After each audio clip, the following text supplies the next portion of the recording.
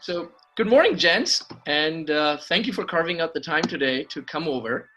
And with gyms reopening across the country, I think today's session is really apt because I've got two folks here, Scott and Ben, who have now been open for a couple of weeks. So we're just going to go dive in, deeper dive in, ask them questions, tell them. I'm sure the community wants to know what's happening. How are things at ground zero? And just learn from that. So before we get started, Ben, we'll start with you. Give us a brief background about yourself. Where are you based? What you're doing? Help us paint the picture a little bit. Yeah, so I'm Ben Fogel. I own Epic Fitness in Salt Lake City, Utah. I've owned and operated since 2009, and we've moved a couple times, and now we're at a facility. It's about 4,200 square feet. We offer mainly semi-private coaching, some group, not currently, but semi-private coaching, and kind of customized to each person's unique needs and goals. The other cool thing that we've really kind of been really well known for is just getting people pretty awesome results, mainly fat loss results. We do train a few athletes, but mainly we work with fat loss clients. Well, and something that you don't know about Ben is that he was in the U.S. national team, right, Ben? Yeah, I did compete in bobsled prior to kind of my coaching career from about 2003 to 2009. So when I was a young buck. Yep. And also you're one of the few people that I know who really embodies the service first culture, because you go to your website, you have every single coach right on top and you're right in the bottom. You're like, you know what, you believe in that. And that just speaks volumes to the kind of person you are. So thanks for carving out the time, Ben. I appreciate it. Thank you. Scott, let's give us a quick lay of the land for yourself, and let's get going. Yeah, for sure. And thanks for having me on. I'm happy for this opportunity. So my name is Scott Shutte. I own Evolve Personal Training, and I've been a trainer for over 15 years and ran this gym with a partner for over 10 years. We're mainly one-on-one personal training. I would say that's about 3/4 of our business. And the other fourth was small specialty group classes. Most of our clientele is general pop. You know, your people looking to get in better shape, be healthier, lose some weight. And we've been open for a couple of weeks now, and I am in Columbia, Missouri. Sweet. And just for the viewers' sake, something else that I wanted to talk about, Scott, is you're one of the few people that I know of personally who has a rare blend of, you've done fitness degree, you have a degree in business, and you also have an online platform. I don't know how you manage to run all of that stuff, Scott, and you're always smiling and you're always full of positive energy. So that's awesome, man. Yeah, I appreciate that. I think the key to that is having a strong team. I have a really good partner in both the businesses. I think you've met Janine. She's also a PhD behaviorist that kind of works with us. I have a great team of training staff. I have a great office manager. And really, like, I think this is so important for everybody is to know your strengths and know your weaknesses, and surround yourself with a team of people that can make up for those weaknesses. Sweet. All right. So since it's talking about staff, let's go right into that. That's going to be my first question then. With you gearing up for the reopening, and now that you've opened, did you, both of you, sense any hesitation from the staff because they're also worried about their own well-being and their own safety? Yeah, I'll start because when we closed about 2 weeks prior to our state mandate. So we closed on March 18th. Our state closed down gyms on March 30th. And it was really due to the fact of our staff not voting. Basically, they all voted on, because every week leading up to this, like started I think around March 1st when it was really getting hairy, is we let our staff vote, like, how comfortable are you in continuing right now, or do you want to close up? And that basically was a democracy. And come that March 17th, the day before we closed, we all voted on, yes, it's time to close. It's the right thing to do. And then after that, every week in our team meetings, while we were closed, we asked the same question: what's your level of, comfort in coming into the gym? Because we still would do a lot of things in the gym in like a, professional studio look with our Zoom classes and coaching and all that. They still would make calls from our business line, and every week we asked that question. And it was overall a resounding yes. There was a couple of our coaches that felt more uncomfortable. And so one of them, we had her do a lot of our remote stuff. So like anything she could do from home, she did from home. But yeah, we definitely took that into account upon reopening too, asking the same questions, and got the resounding yes. We're ready to come back and ready to coach people in person. The one little obstacle was, with a soft opening that we've kind of done over these last 2 weeks, our hours aren't like they were. We only are scheduling 7 or 8 coaching hours per day. So the coaches aren't being, the biggest thing coming back was the coaches wanted to make sure they weren't in contact with like 50 clients in a day, so they're more like 15 to 20, at any time in a day. And they felt more comfortable with that. So. Gotcha. Okay. Democracy, sweet. Okay. I love the way how you implemented that. Were you still paying people then during this period of time, or did they take a pay cut or? Yeah, the hours went down a little bit, but we still were paying them. And within about the second week of the quarantine, we got them back up to kind of normal level of hours, doing a lot of the remote coaching and classes. I mean, we were doing between 18 to 25 Zoom classes a week, and, kept a pretty busy schedule. Okay, got it. Scott, what about you? Did you face any, you're both strong on teams. What happened on your side with the staff? Yeah, so it was very interesting because when we came back, there was really no one that had hesitations on coming back. And I think a lot of it had to do with, I'm very fortunate, I live in a county that didn't have a lot of cases. So the numbers were really low for us. The other thing too is, like, I think these guys figured out they do not like being home with nothing to do. Like, I think a lot of people come into this business because they like the interaction with people, especially because we're mainly a one-on-one gym. Like, and if you don't get that and you're used to that and you enjoy that, that is something they were really looking forward to coming back to. That being said, like, when this started going down, a week before we were actually made to shut down, about a third of my staff said they didn't feel comfortable coming in. And I let them know a week before that. I was like, hey, during this whole time, since it's very unknown, if anybody doesn't feel comfortable, you can choose to stay at home. Your pay will decrease some because you're not working the same hours. We'll help as much as we can, but that's up to you. And so there was some time there that me and the other owner, we really stepped up on the training floor because we're not on there a lot to take care, because we still had clients that wanted to come in. And my whole take was, if clients are comfortable coming in and we're doing the safety things that we are supposed to and we need to for clients, I'll keep training people until they tell me to stop. And we were at like 10-person capacity at that time, and it wasn't too hard for us to juggle because we have 10 trainers on staff. And so, but it was interesting during that transition of a few people going off and a few other people having to pick up the slack for that. And then coming back, most of them were excited and ready to do that. Gotcha. Okay. So Ben talked something about Zoom classes and all, and Scott, since you're mostly personal training, did you have to make that shift during this quarantine period when you were shut down a bit to move some part of the training online, or no, you were strictly still one-on-ones and you were really not impacted with that?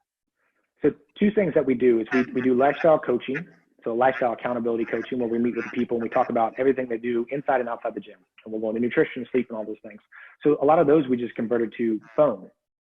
So that was a pretty easy transition. And some people that were trained before, we did that just to check in on them. And it was interesting during that time too. And I did quite a few of these. Like, the talks I had with people wasn't about really their nutrition or their exercise. It was more about like just stress management stuff. It was more about finding ways to be more social with other people, because overall fitness and nutrition and certain body comp are great, but like these basic needs that people have were not being met. So we had to adjust to that.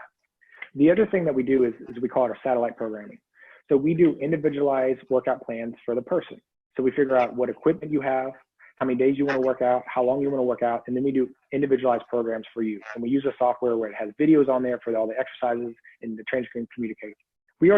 Both those services we had, there were just a lot of our current people that switched to that during that time. So they still got that personalized, individualized attention. It was just over the app or over the email or over phone versus in person. Gotcha. Okay. Ben, what about you? Sorry, with the Zoom classes? Yeah. Kind of what we did. And okay, cool. So during our kind of 6-week hiatus, what we did is we did our best to provide the most value we could to our members. Our most popular membership and our most popular member is a semi-private. So they're going to be coaching with 3 to 4 other people at a time with one coach. And the cool thing about that is everybody has their own kind of individualized plan. When we made the pivot to the remote coaching platform, in less than 40 hours, we built a website where they could have remote access to not only all the live Zoom coaching, they had access to videos, to all that stuff. The game changer for us was getting a custom app built for custom programming. And we had that all done within the first 4 or 5 days of being closed. We got those programs out. And then we also did these 15-minute accountability calls, similar to what he was talking about. Was we were basically just giving people so much added value. Like, our average member would come maybe 2 to 3 times a week. Now they had access to us 6 times a week, right? And Gotcha. they had access to us live 6 times a week, plus an additional coaching call that kind of covered all the bases with all their programming and all their individualized programming. So we went with that, and it went really, really well. Okay, so let's talk a little bit to give that context. Like both of you were doing this. You pivoted fast. You started adding a lot more value. From a revenue perspective, though, pre-COVID, before the shutdown, and then during the shutdown, was there still a decrease that you saw? And if so, how much was it material? Was it 10%, 20%, whatever it was? Would you mind sharing what that was, like in terms of the impact? Yeah, I'll share first. So we, the way that we run our memberships, everybody is billed for services after they're rendered. So March didn't impact us very much at all, if any, because we were basically still giving them services. And then April, mainly from a sub-renewal standpoint, those people that were not coming in an average of 8 times a month were not our ideal clients. They were not renewing. So we were at about, we're normally about 80 to 85% renewal level each month, and we were down to about 50% in April. Wow. And that impacted us at about 10 to 15% revenue loss overall. But besides that, that's was kind of expected a little bit based on the members that were coming up for renewal. So that's, besides that though, like members put on freeze, that sort of thing, a very, very small number of our members, maybe 2 to 3% were put on a COVID freeze. So got it. And Scott, what about you? Did you face any challenges there too from a revenue perspective? Yeah, so most of our stuff is customized when it comes to what program they're doing with the one-on-one. So really what I did was any sessions that they had left over in March, and we're on a monthly billing cycle with that, I credited to their account. Now, a lot of people that went to the satellite, that credit took care of that, and then they had to pay a little bit extra. So for March, we were good, but like April, there wasn't a lot that came in that long. And my big thing with my staff and with mine was like, it's not so important what happens this month. It's how we come out of this and how we move forward. Because if we can come out of this strong in the sense of we checked in with people, we took care of them, we stayed positive. At the tail end of this, the people that are going to come out of this are going to come out stronger, because even with, listening to Thomas Plummer, he was on with yours, he's talking about like 30% of the gyms are going to be down. Yes. And so there's going to be a lot of people looking for places to train. So if we can keep that good reputation during this time, like that was my biggest concern. Gotcha. Okay. And now that you have been open 2 weeks in, I know there's no trends that you can go for. 2 weeks is nothing there, but what are your first reactions now that the gates have opened, people are coming in? Want to just share, because I'm sure this is the most important question that's front and center in everyone's mind. What will happen when we open? Will they come? Will they not come? What's happening? I'll start again. So when we opened on that Monday, May 4th, we spent about a week. And again, I love that Scott mentioned Thomas Plummer, because we kind of took his playbook from all the emails he's been sending out. And I've got a pretty good relationship with Thomas, and I love the things that he talks about. But we literally called every single one of our members and personally invited them back and told them exactly what we were doing to keep this place safe. And one of the big things, I'm a cancer survivor. I'm a survivor of leukemia. And so being immunocompromised, this stuff's really serious to me. And when the clients hear it coming from me and our staff saying, hey, by the way, do you remember Ben? He fought cancer for 3 years, and this is a serious thing for him. it came off in a different way, and you know, the clients realized like all the things we were doing were not only protect them, but to protect our entire staff. And so we actually had about 85, we're up to about 85% are back in the gym. We still have about 15% remote. So I'm hearing people going like 50-50. I'm like, man, we're doing pretty good, like for those numbers. I think a big part of that though is like the 2-week push before we opened, taking all the recommendations for all the experts, the Cosgroves, the plumbers, everybody else that's helped us in our business, saying you got to get ahead of this. You got to be prepared for like what your members are going to think or say before they think or say it. You got to be on top of it. So we literally did that for, you know, about 10 days before we opened. We were preparing to do all this and making the calls, just sending the emails, doing all the videos, every single video of every single, you know, hand sanitizer being put in, all the hands-free stuff, you know, like everything we did. It just made a difference. So that's kind of what we did. And I think that really attributed really well to being 85% kind of of capacity. That's awesome, man. 85%. I'm sure that when people get to know that, and I'm sure that raises a number of hope for people like, okay, that's amazing. Congrats. Awesome. My only advice for gyms that are opening here in the next little bit is like, you don't need to be the very first one to open. So if your restriction is lifted like tomorrow at 5 a.m. or whatever, you don't have to be open tomorrow at 5 a.m. You get to choose a date. So our restrictions were lifted on Friday, May 1st. And all of our clients started calling us, when can I come in Friday? When can I come in Saturday? It's like, we've chosen to actually take the weekend and do a soft opening on Monday, May 4th, you know? So we took over 72 hours to actually open when all the other gyms were raring to go. And then we got to see some of the mistakes some gyms made, you know, in those first few days. So my biggest advice is don't rush. Even when your government says it's okay to open, like make it be okay for you. Create your own timelines, and your clients will really honor that. So that's great. I'm going to come to that question. I have that question written down because there's a number of different schools of thought around that. So thank you for bringing it up. I'm going to do a deeper dive in on that. Before that, Scott, what about you? Like you opened up now. What are your first reactions now that you've been, you know, mandated open and you've been open now for 2 weeks? So I'm going to steal another line from Thomas Plummer, and he's like, there's a third of the people going to be raring to come back in. There's going to be a third that are going to be in the middle. There's going to be a third are hesitant. That first 2/3, we got back in. Okay. And so we're around that, you know, 66% mark of people back in. I've had a lot of people say June 1, they'll be back in. So I think as long as nothing crazy happens, which, you know, even though I see the update every day. Over the last 3 days, we haven't had any new cases. So numbers are really low here. As long as nothing crazy happens between now and June 1, I think we'll be at that 80, 90% mark.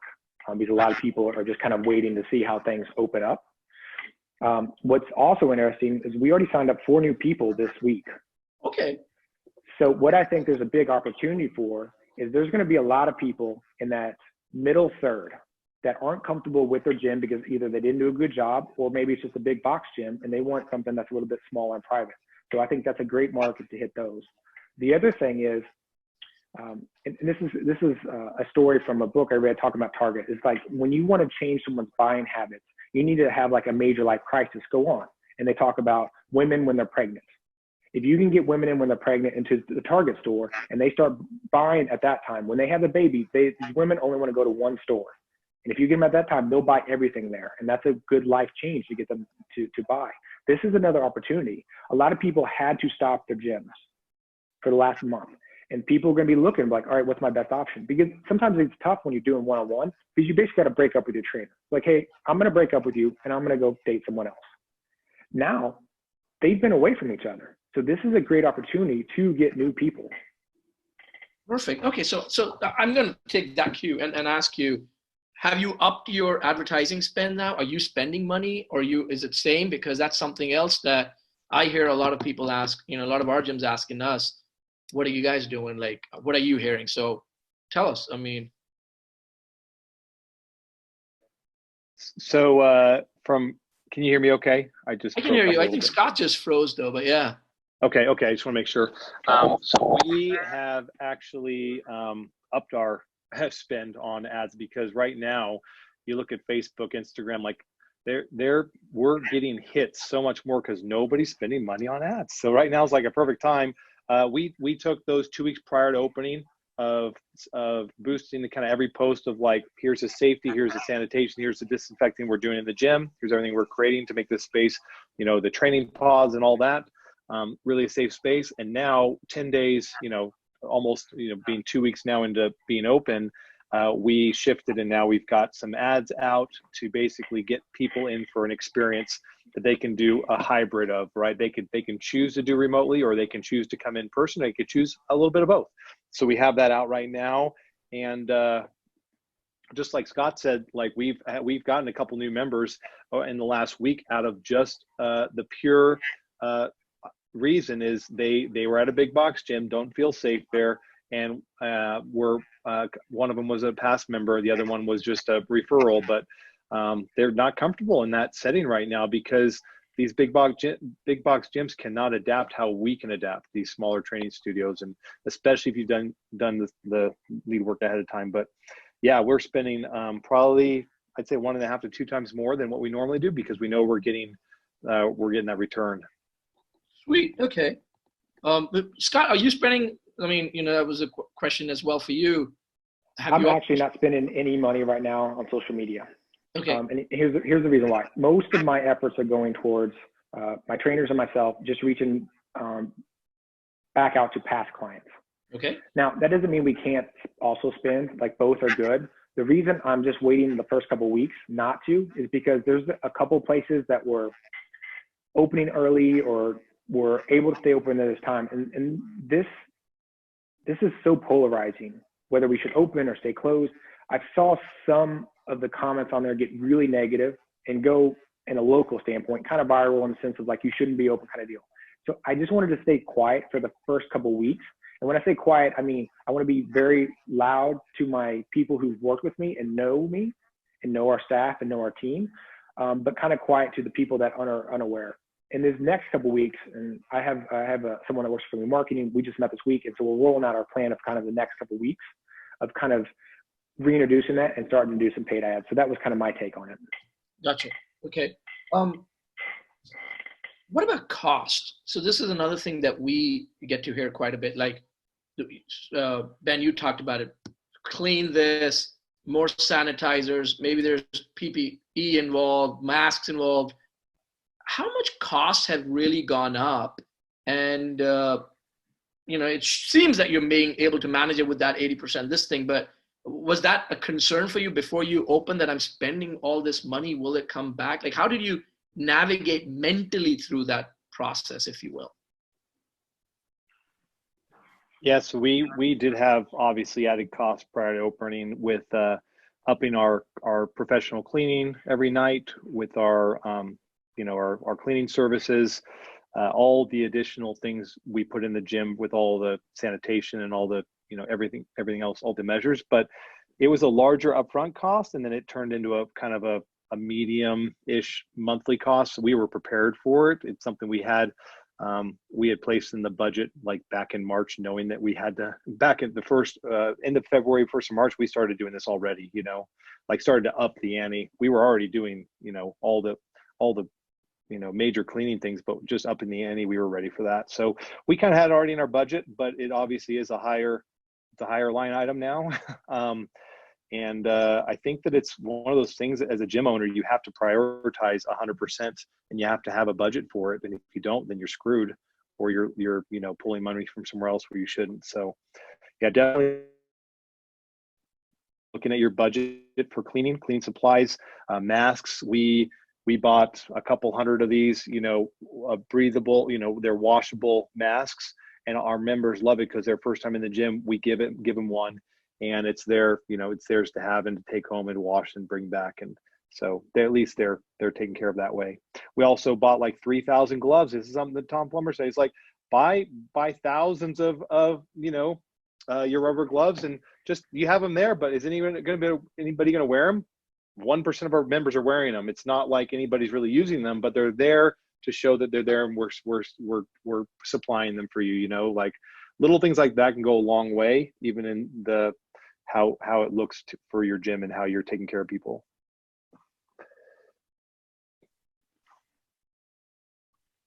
Sorry, I was like, hey, what about your situation, Scott, in terms of?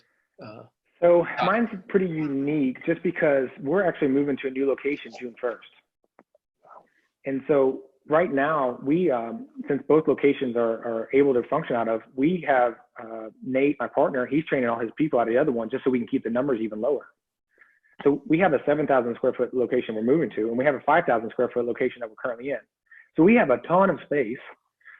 It makes it a little harder to figure what the cost is because we're doing the build out and stuff like that.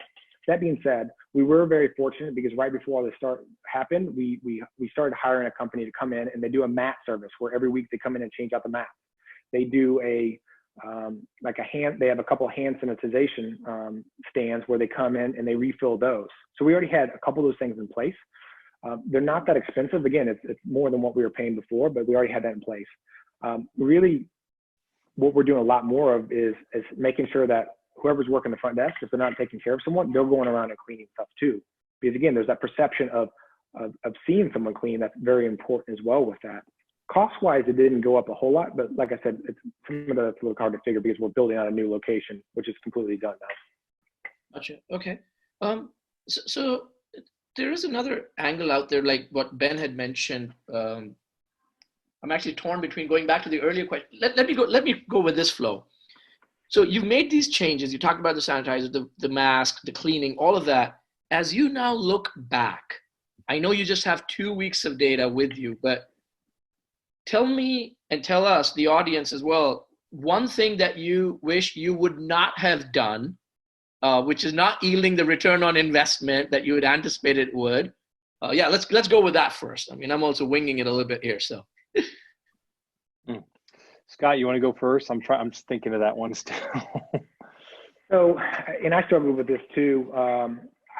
Instead of saying not something that I wish I wouldn't have done, but even more communication. I don't think you can communicate enough. That was our highest priority. We had each week I would run a new report in Google Doc, and we had all the team on there, and they had a list of who they're reaching out to, and me and the other owner were reaching people on top of that. I don't think during this whole time, in this move, even like I said, I have another third of the people to get back in for next month. They're going to be here. The communication has to still go. Like the work hasn't stopped just because I got some people back in. Like that has to double down on. So, and I will text people, I will email people, I will call people. If they tell me to stop, of course I will. But I know people are busy, but everyone I got a hold of was happy that I called them. Was happy to have someone to talk to, was happy that someone checked in on them, because so many people, and we see this as personal trainers, so many people are always taking care of other people. They have no one taking care of themselves. And you want to be that person. So I would say double down on that. Okay. On the same token, since you did give do more of what, I'm going to still circle back to you and say, do what of less? What should we do less? I'll think about it. Okay. So Ben, after you, till Scott thinks about that. Yeah. So can you hear me okay? Yep. Okay. So what we would have done more of now or not done?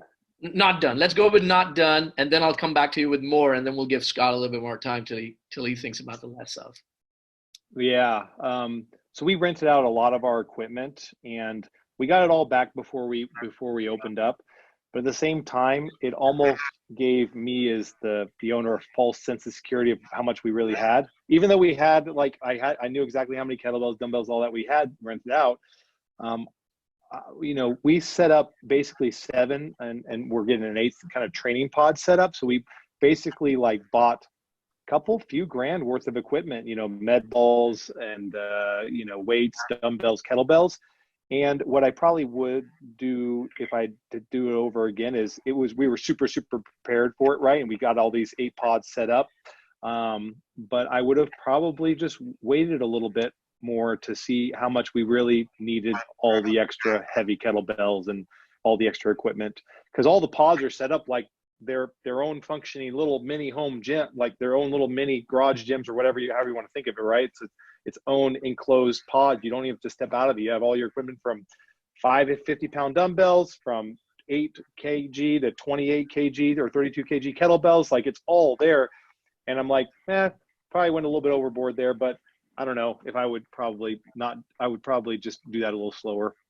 Okay. And then on the same token, what would you do more of?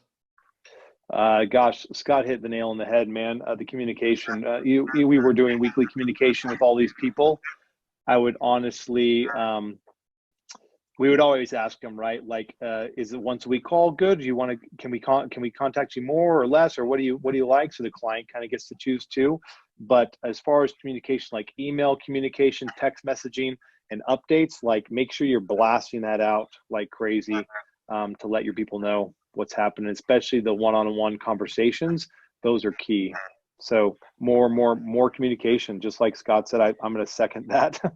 The other thing I'd say more of is more of any kind of every single thing you could think of. If you walk outside your doors of your gym and you're like looking at that door and being like, well, what are my members going to think if I have no way to get into this door in a safe manner and to maybe not have to touch the door or maybe not have to like open it with my hand. So out on our front door, we have an option where they can pull the door open with a little foot pedal thing, or they can use a tissue. There's tissue box out there, it's a tissue and hand sanitizer pump right outside. So there's like basically a sanitation station outside, and then walk in your gym and see like, what's the very first thing our members are going to see?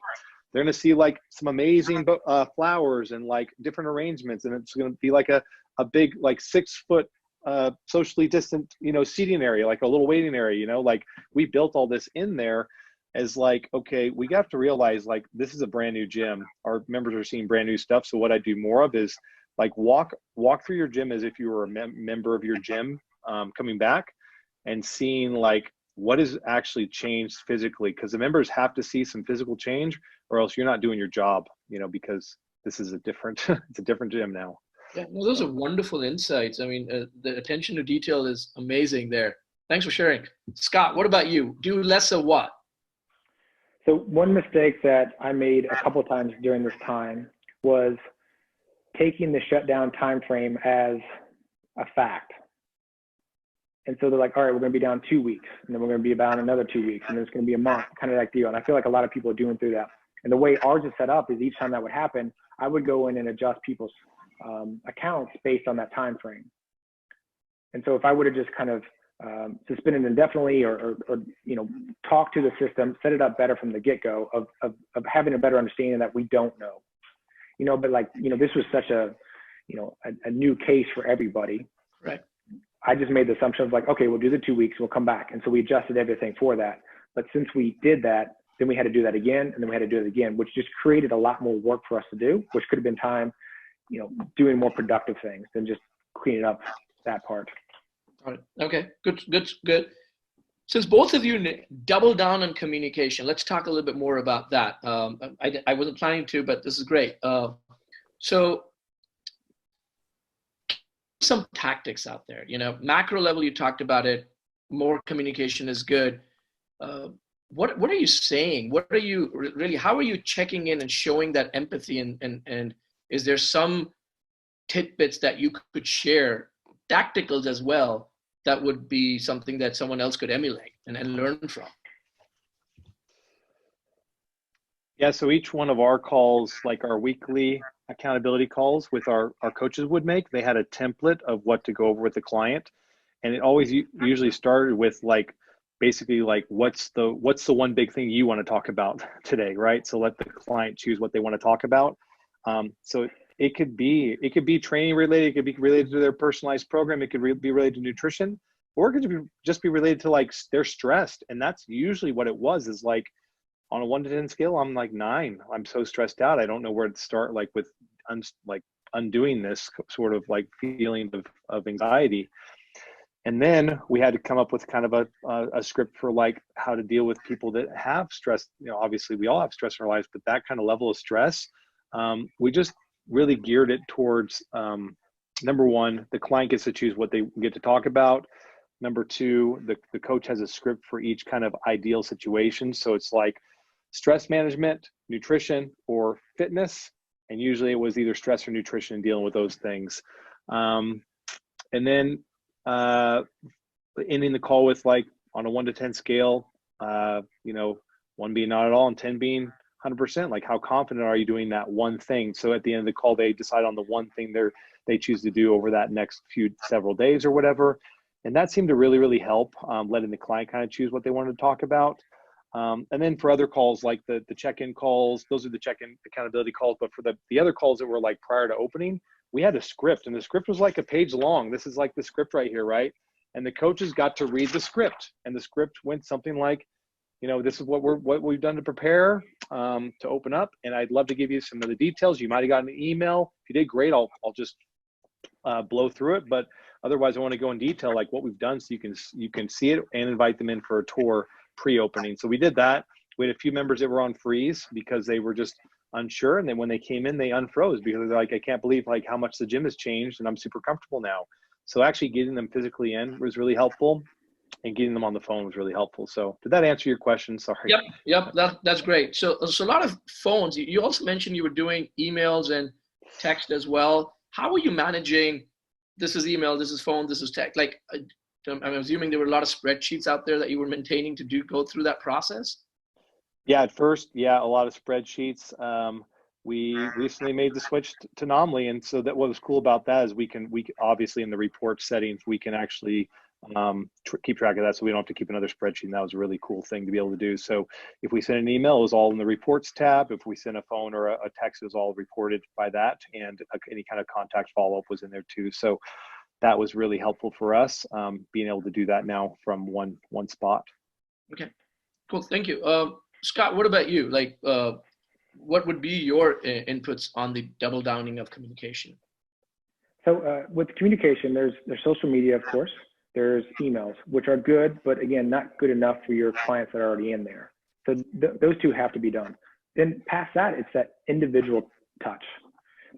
So what's important is the client, the trainer that works with the client the most or knew them the most, we kind of assign them to contact that person. Because like with my clients, the people I know what they respond better to.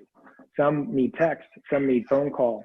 I ideally wanted to get everybody on a phone call though, because then I could kind of hear their tone, because sometimes it's hard to read text. It's a great way to communicate, but it's hard to really understand what people are going through. So a lot of times a text would just kind of just set up the call. And through those calls, setting times, just figuring out what's going on and just checking in on them. We also did a lot of home deliveries. So like the owner and we delivered a lot of supplements that people said they wanted or needed. We delivered equipment to people's houses. And the other thing we did too, since we just went through a rebrand and we had new name and stuff like that, a lot of people didn't have our new apparel. So we made shirts and we would put them in a package and we'd put them on a doorstep for a lot of our bigger spenders.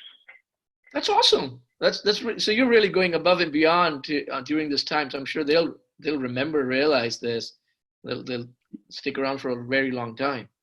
Yeah, and again, I think that's that extra touch point.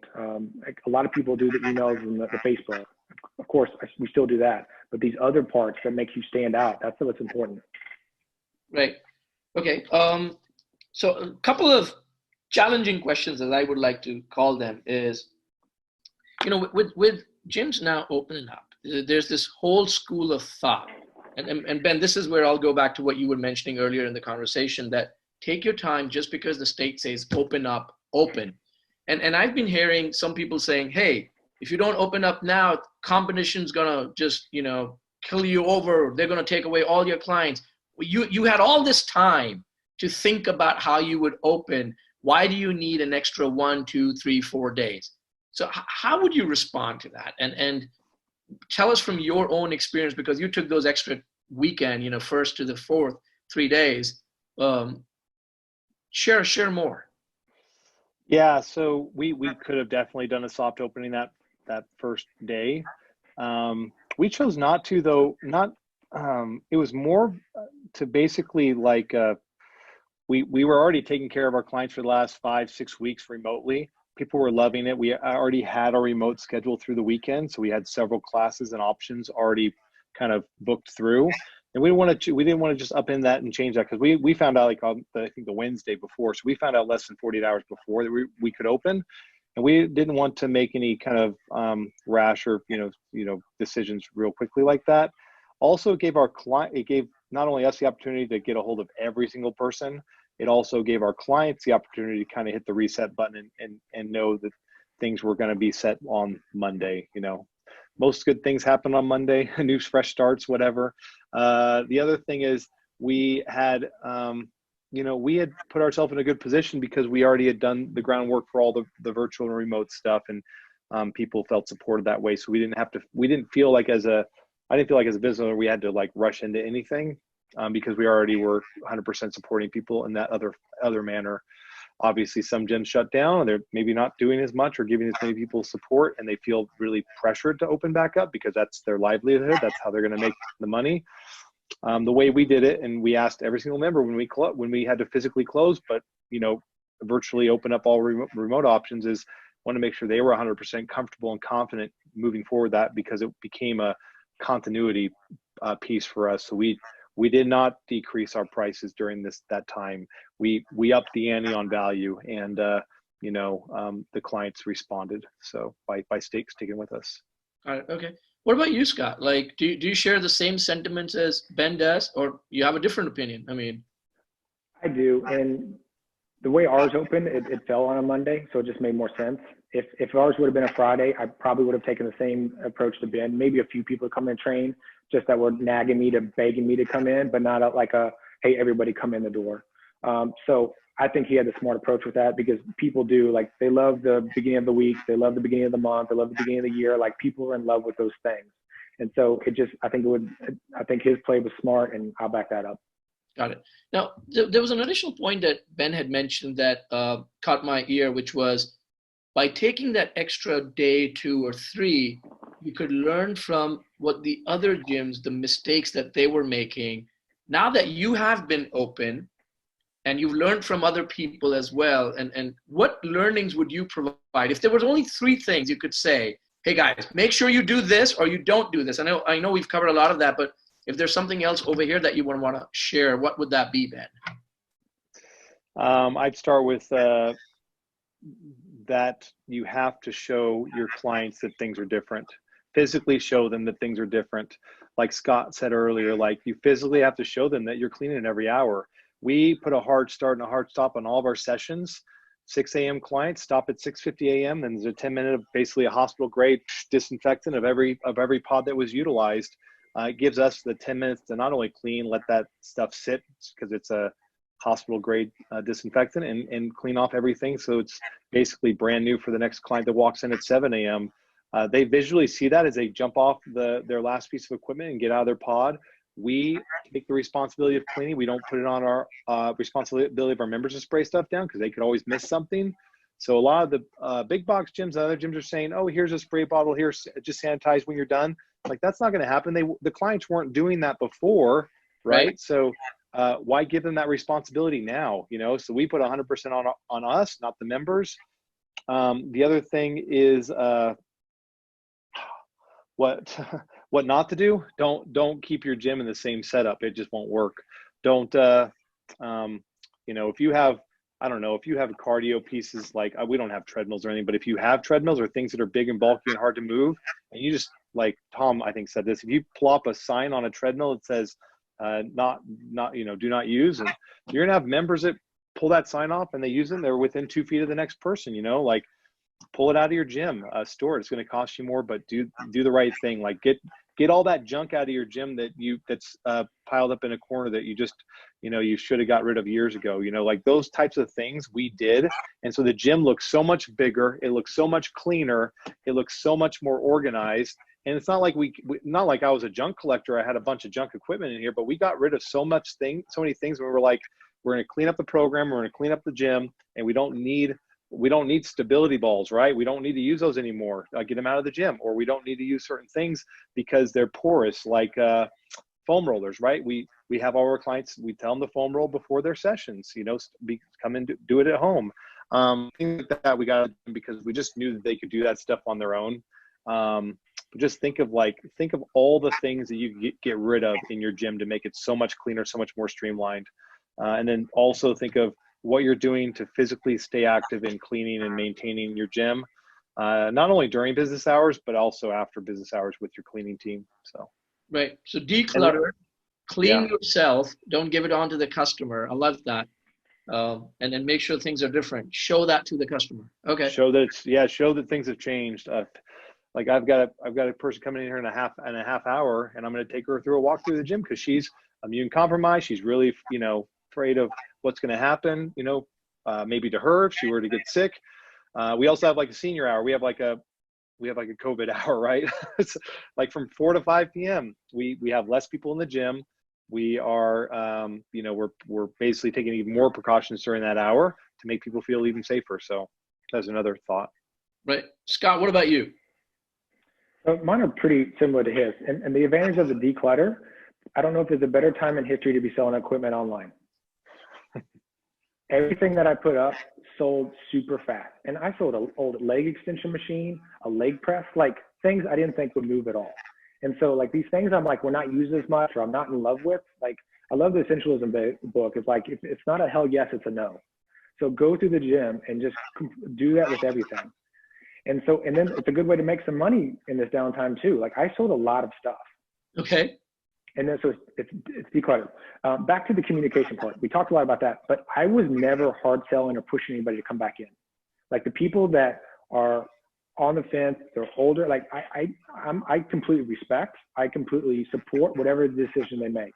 So it was never like, no, it's fine. You can just show up. It was like, hey, I just want you to know, here's what we're doing. When you're comfortable, you want to come back in. I'm going to still check up on you each week. And then when we get to that point, then you can come back in and we can go back the way we were. So it was a communication, but it was never pushing or hard selling or anything like that. And then the third, we talked about several times is, when the trainer is done with their individual session, they're cleaning everything that person touches. Gotcha. It's funny, clients come in and they're jealous because we have these hand sanitizer wipes. They're like, where did you get those? So it's just kind of funny of these different conversations that we're having that I never thought I'd ever have in my life. Okay, nice. Okay. So on that thing, now that the gyms are open and now that the economies are opening up again, a lot more restaurants are opening, I think there's a lot of fear still in people that there would be a second wave of resurgence coming in. More infections will go up.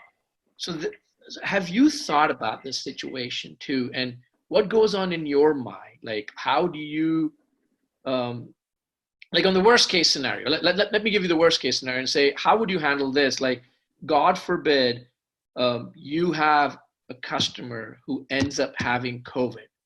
You're doing everything right here. You're doing all these precautions. You're going above and beyond, and yet someone gets that, not because of you, but because of outside hanging out somewhere else.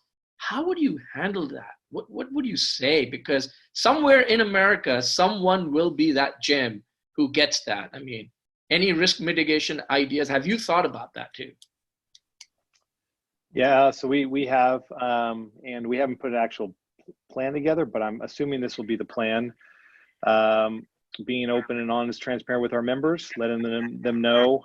I think only the ones that were maybe in contact with that member, kind of contact, trace it back, right, to whatever other members were in at the time of that member's last visit or visits, because we can track all that, and then basically doing like whatever it's going to be, fogging the entire gym or whatever it is that we do, a deep clean, or basically spend however much we need to fog the entire place to totally do the whole thing. But I think that like we just have to let the people know, not who obviously we can't let them know who the person was, but that they may have been in contact and this is what we're doing, and being open and honest and transparent. I think it's the only way to go with that. Open, honest communication. All right. Scott, you?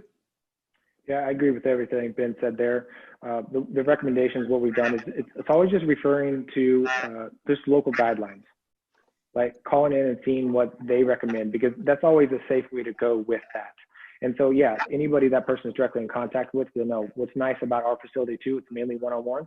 So it's really just the coach that they work with.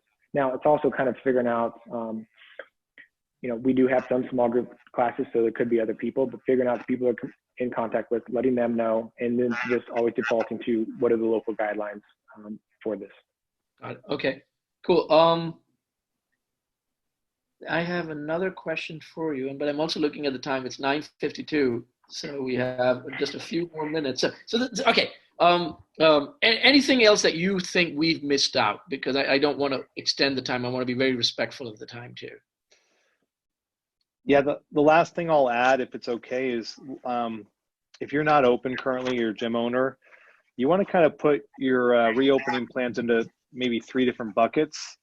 And the three different buckets are going to be kind of what are all the steps you're taking. When we very first started this conversation, we talked about our staff, right? What are the steps you're taking, number one, to basically make sure your staff are all on board, all on the same page. You've clearly communicated them, everything you're doing to keep them safe. What are the steps you're taking for your staff? The second bucket's going to be obviously your members, right? What are those things you're doing for those members to keep them super, super safe? And what are all the things you're going to communicate to them? And all the different modes of communication, like we said, through your social media platforms, through your private, Facebook groups, through all that. And the last thing you want to have is kind of an operations checklist for the business, right? Like, what are all the things that's going to change in the business that you have to be ready for? We talked a lot about all the extra cleanings and all the cleaning budget, and where's your budget going to change? And I would basically look at the next 8 weeks, especially if you have the PPP, right? How are you going to manage the PPP money along with reopening, and also all the other budgets and all the other things you have to budget out with? So, like I said, number one, your staff, right? What are the things you're doing for your staff? Have a checklist for that. Your clients, and then lastly, for kind of operations in the business. Got it. Okay, Scott, anything over there from you? Yeah, I'm going to take this a little different angle. I'm going to give the advice of you need to start taking care of you, in the sense of you've probably had your ass kicked for the last 2 to 3 months. You don't know what's going on. You're having to be empathetic for your staff. You have to be empathetic for your clients, and that can be draining if you're doing that all day, every day, without that kind of contact too. So making sure that your sleep's on point, making sure that the food's back in. I know a bunch of trainers that got on the Netflix eat out kind of kick too. Like, people kind of forget this, but we're people as well. And so it's easy to fall off that because the whole routine got changed. So making sure you're having some time for fun, you're having some play, because you have to build yourself up. This is a lot of work with clients too. It's like, if you're constantly emptying your bucket and you're never filling it up, you're going to run out. And so during these next few weeks, months, like, focus some time every day on just getting some movement in, making sure food's getting on point, sleep, and just have some fun. I love that. So you got to balance. Yeah, you can't give from an empty cup. Your cup has to be full too, right? Okay, since we do have one last question, I promise this is my last question. 3 words or 3 themes that come to your mind individually for the future as you look into it. What comes on top of your mind? Scott, this time you go first. Yeah, I got it. I'm a big fan of Stoic philosophy, Ryan Holiday stuff is some of my favorite stuff. So just control what you can control. Again, there's so much going on there. Like, I can't decide how this is going to spread, or what the state's going to do, or what the city is going to do, or what my client's going to do. I can just show up, work, learn from other people, adjust, and stay positive. Okay. That's brilliant. Okay. I love it. Stay positive, control what you can, and just show up and learn and adjust. Right? Ben. Absolutely. You're on mute. So he took mine, control the controllables. I love that. The saying we're having with all of our members as they walk in the door and as they walk out, we used to have the saying, we would ask all of our members, did you get 1% better today, right? Like, our goal is for you to get 1% better. But now it's, you're stronger than ever, right? So our little tagline now is, you're stronger than ever. You're stronger than you ever were before, because we're getting through this, right? So our little saying is stronger than ever, because, we survived this, we could survive a lot of different crises in our lives, but this is one that we all had to go through together. Now we can be stronger than ever together. So I really, that's what we're pushing with all of our members coming back, is they're stronger than ever, because they're making the choice to basically put their health into their own hands, and not stop, right? Not stop with what they know, how they're going to, get through this, and they're going to get through with a healthy, strong body. So, and like you said, I mean, experiences like these, more crisis-oriented experiences like these, if anything, bring people together. If you go through this together, it's like, there's a common thing that bonds us now. So, yeah. All right. Well, thank you both, gents. I mean, we're right under we have 2 more minutes, so this is good. I did good on time, I feel. So thank you once again for carving out the time, especially now when your gyms are open. I know you have a lot to do, so I really, really appreciate it. Thanks for having us. Yep. Take care. Bye.